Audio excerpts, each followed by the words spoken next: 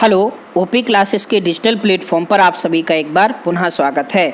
तो आज हम लोगों को पढ़ना है 9 जुलाई 2020 के करंट अफेयर्स। चलिए तो देखते हैं हमारा पहला प्रश्न क्या है आज का हमारा पहला प्रश्न है, प्रधानमंत्री नरेंद्र मोदी 10 जुलाई को किस राज्य के रीवा जिले में एशिया के सबसे बड़े सौर ऊर्जा संयंत्र का उद्घाटन करेंगे। तो पीएम मोदी रीवा जिला जो कि आपका पड़ता है मध्य प्रदेश, तो रीवा जिले में 10 जुलाई को 750 मेगावाट के सौर ऊर्जा संयंत्र का उद्घाटन करेंगे। यह जो संयंत्र है वो 250 मेगावाट की 3 यूनिटों से मिलकर आपका बना हुआ है। चलिए बढ़ते हैं हमारे दूसरे प्रश्न की तरफ। दूसरा प्रश्न है, निम्न में से किस देश ने नातांज परमाणु ऊर्जा क्षेत्र में रहस्यमयी आग के कारण का खुलासा करने से इनकार कर दिया है। तो नातांज परमाणु ऊर्जा क्षेत्र है आपका ईरान में। कहाँ पर? ईरान में, जो कि 1 लाख वर्ग किलोमीटर में फैला है तथा यह जमीन से 8 मीटर नीचे स्थित है। कितने? 8 मीटर नीचे स्थित है। हाल ही के दिनों में इसमें आग लग गई थी, जिसके कारणों का खुलासा करने से ईरान ने इनकार किया है। ईरान पर यह आरोप है कि उसने यूरेनियम का दुरुपयोग करके बहुत सारे संयंत्र चला रखे हैं। इस वजह से यूएन की नज़र हमेशा ईरान के संयंत्रों पर बनी रहती है, जिनमें से नातांज परमाणु ऊर्जा क्षेत्र भी शामिल है। चलिए बढ़ते हैं हमारे तीसरे प्रश्न की तरफ। तीसरा प्रश्न है, नेपाल ने हाल ही में 6 महीने के बाद किस देश के बीच सीमा व्यापार मार्ग को फिर से खोल दिया है। तो नेपाल ने हाल ही में चीन के साथ, किसके साथ? चीन के साथ अपना सीमा व्यापार मार्ग फिर से खोल दिया है। अगर बात करें नेपाल की, तो नेपाल की राजधानी है आपकी काठमांडू। क्या है? काठमांडू। यहाँ के आपके राष्ट्रपति हैं विद्या देवी भंडारी। कौन है? विद्या देवी भंडारी। जबकि अगर प्रधानमंत्री की बात करें तो वो हैं केपी शर्मा ओली। कौन है? केपी ओली। चलिए आगे बढ़ते हैं और देखते हैं हमारा अगला प्रश्न कौन सा है। अगला प्रश्न है, रिलायंस इंडस्ट्रीज लिमिटेड 11.5 लाख करोड़ की बाजार हैसियत वाली भारत की कौन सी कंपनी बन गई है। तो जो रिलायंस इंडस्ट्रीज लिमिटेड है वो भारत की पहली कंपनी बन गई है। कौन सी? पहली कंपनी बन गई है। वर्तमान में रिलायंस का जो मार्केट कैप है वो 11.5 लाख करोड़ से भी आगे जा चुका है। पिछले 52 सप्ताह का रिलायंस का ये सबसे अच्छा प्रदर्शन है। कितने सप्ताह का? 52 सप्ताह का। हाल ही में इंटेल ने रिलायंस के साथ 1895 करोड़ रुपए का एक करार किया था। अगर बात की जाए रिलायंस की, तो 11 हफ्ते में 12वां करार था ये। कौन सा? 12वां करार था।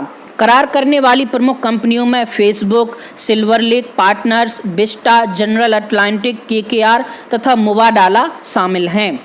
चलिए बढ़ते हैं हमारे अगले प्रश्न की तरफ। अगला प्रश्न है, एप्पल ने इंटरनेट पॉलिसी के तहत एप्पल स्टोर्स के कितने चीनी गेम्स ऐप्स जो थे उनको हटा दिया है। तो हाल ही में एप्पल ने क्या किया है, अपने ऐप स्टोर से 4500 चीनी ऐप को हटाया है। इनको हटाने का रीज़न ये है कि हाल ही में चीन सरकार ने एक नई पॉलिसी लागू की है, जिसके तहत अगर किसी ऐप को ऐप स्टोर पर अपलोड करना है तो उसके पहले चीन के जो नियम है उनका अप्रूवल लेना पड़ेगा। ठीक है, तो इस वजह से इनको जो 4500 ऐप्स हैं उनको एप्पल ने अपने ऐप स्टोर से हटा दिया है। चलिए बढ़ते हैं हमारे अगले प्रश्न की तरफ, देखते हैं क्या है। अगला प्रश्न है, अफगानिस्तान ने अपने 4 प्रांतों में शिक्षा के बुनियादी ढांचे को बेहतर करने के लिए भारत के साथ कितने समझौते किए। तो इन्होंने किए हैं कुल 5 समझौते। कितने? 5 समझौते किए हैं अफगानिस्तान ने भारत के साथ। बात की जाए अगर अफगानिस्तान की, तो राजधानी है आपकी काबुल। क्या है? काबुल। जबकि यहाँ के राष्ट्रपति हैं आपके अशरफ गनी। कौन है? अशरफ गनी। और अगर बात की जाए प्रधानमंत्री की, तो वो हैं अब्दुल्ला। तो अफगानिस्तान के प्रधानमंत्री कौन है? अब्दुल्ला। चलिए बढ़ते हैं हमारे अगले प्रश्न की तरफ, देखते हैं क्या है। अगला प्रश्न है, निम्न में से किस देश को पीछे छोड़कर भारत कोरोना वायरस में तीसरे स्थान पर पहुंच चुका है। यानी सबसे ज़्यादा प्रभावित होने वाले देशों में भारत तीसरे स्थान पर पहुंच गया है। किसको पीछे छोड़कर? रूस को पीछे छोड़कर। पहले स्थान पर है आपका यूएसए। कौन है? यूएसए। दूसरे स्थान पर है आपका ब्राज़ील। कौन है? ब्राज़ील। जबकि तीसरे स्थान पे भारत पहुंच चुका है। बात की जाए अगर अमेरिका की, तो अमेरिका में कुल 31,58,000 कितने 31,58,685 मामले आज तक हैं, जबकि ब्राज़ील में 17,16,196 मामले हैं। अगर बात की जाए भारत की, तो भारत में 7,69,052 मामले आज तक दर्ज किए गए हैं। चलिए देखते हैं हमारा अगला प्रश्न। अगला प्रश्न है, इसरो ने हाल ही में किस ग्रह के नज़दीक सबसे बड़े चंद्रमा फोबोस की तस्वीर भेजी है? तो इसरो ने हाल ही में मंगल ग्रह, किसकी? मंगल ग्रह, इसको मंगल कर लेना। मंगल ग्रह के सबसे बड़े चंद्रमा कौन? फोबोस की हाल ही में तस्वीर भेजी है। इसमें एक गड्ढा दिखाई दे रहा है जिसको स्टिकनी नाम दिया गया। क्या नाम दिया गया? स्टिकनी। ठीक है। अगर बात की जाए मंगल ग्रह की, तो मंगल ग्रह के 2 उपग्रह हैं, जिसमें सबसे बड़ा है फोबोस। कौन सा? फोबोस। और एक दूसरा है डीमोस। कौन? डीमोस। मंगल ग्रह जो है वो सूर्य का चक्कर 687 दिन में पूरा करता है। कितने?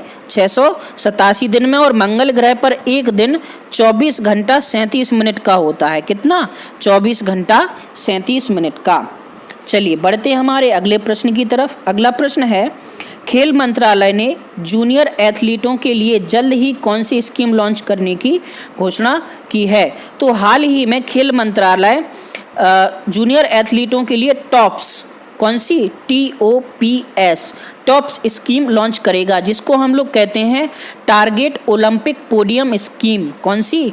Target Olympic podium scheme. Podium का मतलब होता है, आपने देखा होगा ओलंपिक में खेले जाने वाले खेलों में पहले, दूसरे तथा तीसरे स्थान पर जो लोग आते हैं उनको पोडियम पर खड़ा करके उनको मेडल प्रदान किया जाता है। तो ज़्यादा से ज़्यादा लोग भारत के एथलीट पोडियम तक पहुंच सकें, इस वजह से या इसके लिए हाल ही में टॉप्स स्कीम लॉन्च की गई है, जिसके तहत 10 से 12 साल के जो युवा बच्चे हैं उनको अपनी प्रतिभा दिखाने का मौका मिलेगा। खेल मंत्री वर्तमान में कौन है? तो खेल मंत्री हैं वर्तमान में किरण रिजिजू। कौन है? किरण रिजिजू। और इस स्कीम के तहत भारत का यह लक्ष्य है कि वो ओलंपिक 2028 में टॉप 10 में जगह बनाए। किसमें? टॉप 10 में। चलिए बढ़ते हैं हमारे अगले प्रश्न की तरफ। अगला प्रश्न है, वैश्विक रियलिटी पारदर्शिता सूचकांक में भारत का कौन सा स्थान है? वैश्विक रियलिटी पारदर्शिता सूचकांक में भारत का है 34वां स्थान। कौन सा? 34वां। इस सूचकांक में कुल 99 देश शामिल किए गए थे। कितने देश शामिल किए गए थे? 99। पहले स्थान पर है ब्रिटेन। कौन है?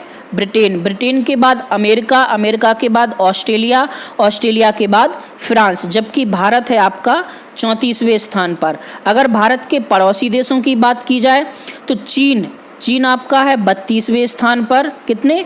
32वें पर। श्रीलंका है 65वें स्थान पर और पाकिस्तान है 73वें स्थान पर। चलिए बढ़ते हैं हमारे अगले प्रश्न की तरफ। अगला प्रश्न है, रेलवे ने कब तक नेट जीरो कार्बन एमिशन का लक्ष्य रखा हुआ है? तो भारतीय रेलवे ने वर्ष 2030 तक, कब तक?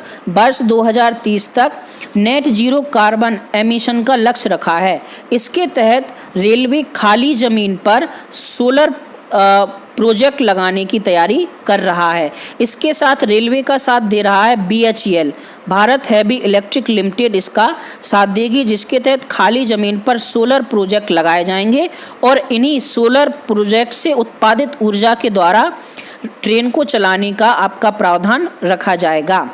चलिए बढ़ते हैं हमारे अगले प्रश्न की तरफ। अगला प्रश्न है, हाल ही में किस राज्य सरकार ने महाजॉब्स पोर्टल लॉन्च किया है? तो हाल ही में महाराष्ट्र सरकार ने, किसने?